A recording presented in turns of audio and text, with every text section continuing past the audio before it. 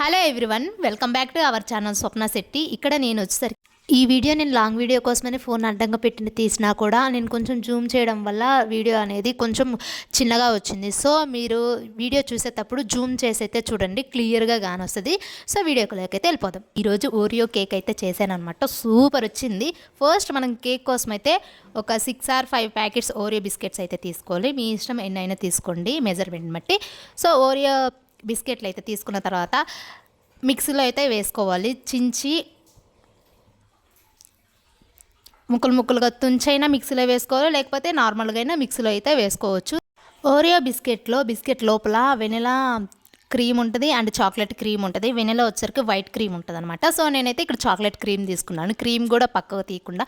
So మీరు vanilla బిస్కెట్లు కానీ తీసుకుంటే మాత్రం క్రీమ్ని అయితే పక్కకు తీయండి. సో ఈ విధంగా అయితే నేనైతే చించేసి మిక్సీలో వేసి మెత్తగా మిక్సీ అయితే పట్టాలన్నమాట.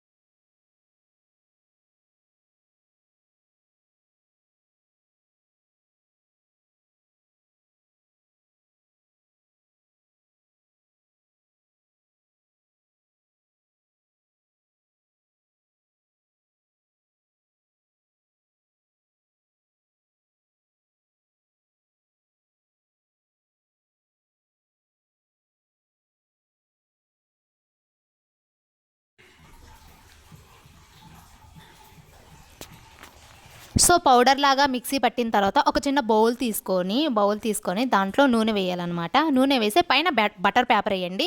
మీ దగ్గర బటర్ పేపర్ ఉంటే బటర్ పేపర్ వేయండి, లేకపోతే మైదా పిండి గోధుమ పిండి ఉంటుంది కదా, సో గోధుమ పిండి అయినా నూనె పైన చల్లానమాట. సో నా దగ్గర బటర్ పేపర్ ఉంది కాబట్టి నేనైతే బటర్ పేపర్ అయితే వేశాను.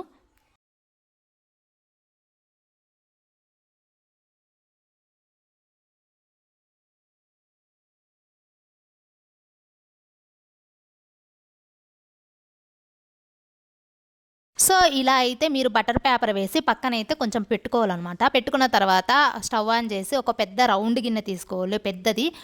సో రౌండ్ గిన్నె తీసుకుని దాని లోపల ఒక చిన్న ప్లేట్ అయినా సరే, బౌల్ అయినా సరే పెట్టాలన్నమాట. సిమ్లోనే పెట్టాలి, ఇదంతా సిమ్లోనే జరగాలి ఈ ప్రక్రియ అంతా. సో నేనైతే ఇక్కడ ప్లేట్ పెడుతున్నాను. ప్లేట్ పెట్టి మూత పెట్టి ఒక 10 minutes వదిలేయాలన్నమాట. కొంచెం హీట్ అవ్వాలన్నమాట ఆ బౌల్ అనేది.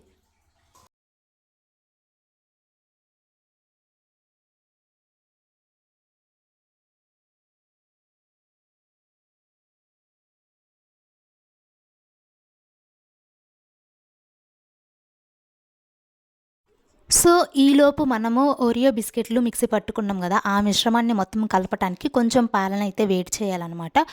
వేడి చేయాలి, గోరువెచ్చని పాలైతే తీసుకోవాలన్నమాట వేడి చేసి.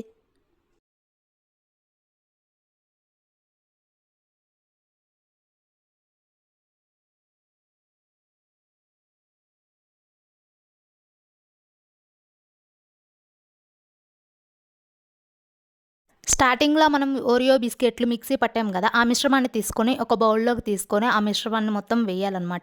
మీ దగ్గర ఈనో ప్యాకెట్ ఉంటే ఈనో ప్యాకెట్ ఒకటి వేయండి, ఈనో ప్యాకెట్ లేకపోతే బేకింగ్ సోడా ఒక స్పూన్ కాకుండా హాఫ్ స్పూన్ వేసి అయితే కలుపుకోవాలి. సో ఈనో అయినా బేకింగ్ సోడా అయినా, నేనైతే ఇక్కడ ఈనో అయితే తీసుకున్నాను. ఈనో ప్యాకెట్ ఒకటి ఉంది, ఒకటైతే వేసాను అనమాట.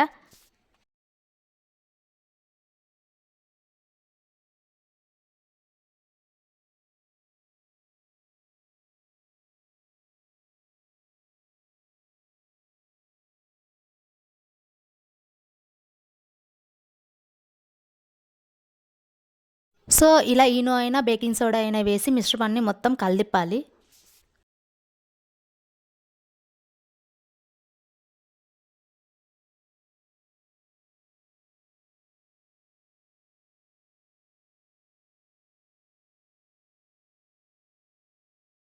వేడి చేసిన పాలు గోరువెచ్చగా అయిన తర్వాత ఆ పాలను కూడా వేసేసి మెత్తగా మిశ్రమాన్ని కలిదిప్పాలన్నమాట. కొంచెం కొంచెం పాలను వేసుకుంటూ బాగా మిశ్రమాన్ని కలిదిప్పాలి, ఎలాంటి బబుల్స్ లేకుండా.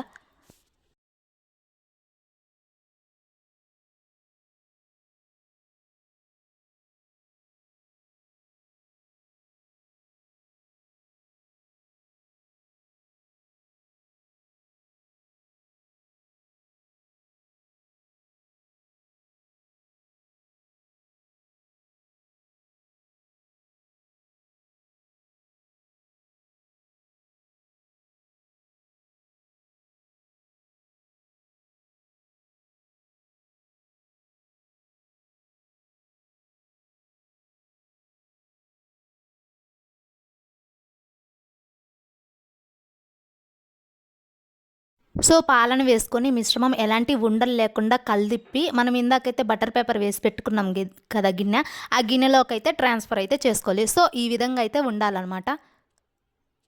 చూడండి ఎంత చక్కగా పడుతుంది, ఎంత బాగుందో. మిశ్రమం అంతా వేసిన తర్వాత డబల్ ట్యాప్ ఇవ్వడం వల్ల బబుల్స్ అనేది రాకుండా ఉంటాయి. సో ఇలా డబల్ ట్యాప్ అయితే ఇవ్వాలి గిన్నెని.